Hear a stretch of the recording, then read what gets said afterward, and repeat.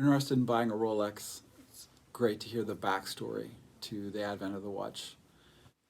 Watches were invented when the German army came to the clockmakers and said it would be great if we could get a timekeeping piece on our wrists. And it took years for the clockmakers to make a movement that was small enough that could be worn on the wrist.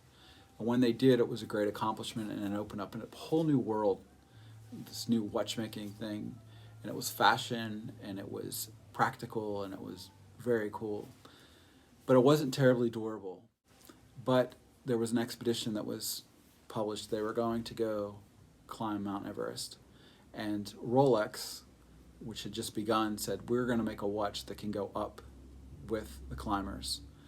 And the rest of the watchmaking world said, no, it's not possible. The height is going to have an atmospheric change. You're going to have all kinds of weather. The watch is not going to make it. It can't endure that. But Rolex prevailed. They made a watch that went up Everest and came back down and kept perfect time and did what it was designed to do. A little while later, someone decided another expedition. They're going to go 35,000 feet into the ocean. And again, Rolex said, we're going to make that watch that can go with them. And everyone said, no, you can't. The water, the pressure, all that's going to go on through that trip, you're not going to make it. It's just the watch will fail. Well, the watch made it.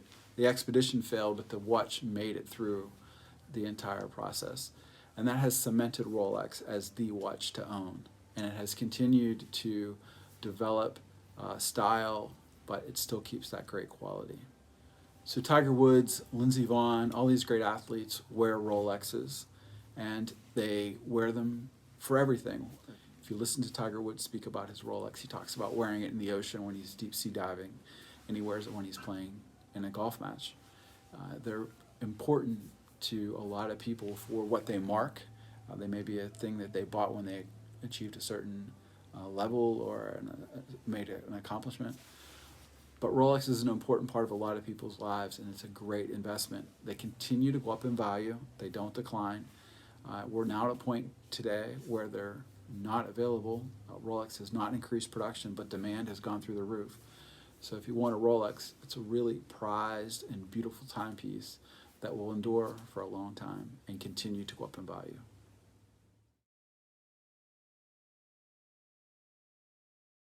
So when you're thinking of buying a Rolex, the question often is, do you buy pre-owned or do you buy new? And with a Rolex, because of the way it's made, it's going to endure for years. It will need maintenance like a car, but the durability is far different than that of a car. When you're buying a Rolex, you're buying something that has been built to last many lifetimes. We have people in our store as customers who are wearing Rolexes that were their grandfathers or their fathers. It keeps great time. We've sent them back to Rolex to get them serviced.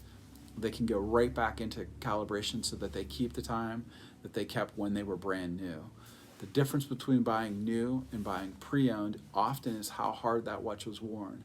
At Allen Jewelers, when we buy watches and we're selling them pre-owned, they are not heavily worn. The bracelets are tight, the links, and the watches keep good time. We have a 3-year warranty. When you buy your Rolex at Allen Jewelers, it's a good investment because it's pre-owned, it's in good shape. We make sure that the bracelets are tight and that the movement's been completely reconditioned and it's ready to go. It's going to keep great time, just as long as a brand new Rolex would keep great time for you.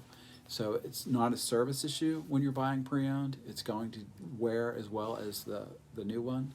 And it's just about how hard that watch was worn out. The bracelets are where the wear takes place. We make sure that your bracelets are good and tight and are going to last you many lifetimes.